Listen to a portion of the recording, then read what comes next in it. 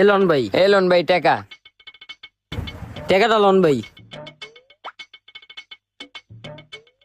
বাপে তো আমার 100 টাকা দিছে, কিন্তু মেয়েটির দাম তো 60 টাকা। এক কাম করি, বাপের আমি ডাবল দাম কমু, তাইলে আমার কাছে 40 টাকা থেকে যাবো গা।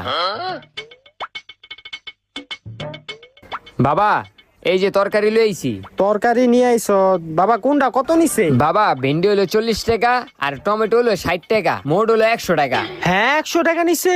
তুই এটি কার দোকান থেকে লই আইছ? বাবা, বাজারে যেতে আমার অনেক কষ্ট লাগে, আমি রাস্তায় ভ্যান গাড়ি দেখছি, আমি ভ্যান গাড়ির থেকে এই দুইটা সদাই লয়ে লইছি। হ্যাঁ তুই এটা কি করছ? তুই বাজারে না গিয়া ভ্যান গাড়িতে সবজি নিয়ে আইছ। যা এটি ফেরত দিয়া তুই টাকাটি লই আয়, তোর বাজার করন লাগবো না।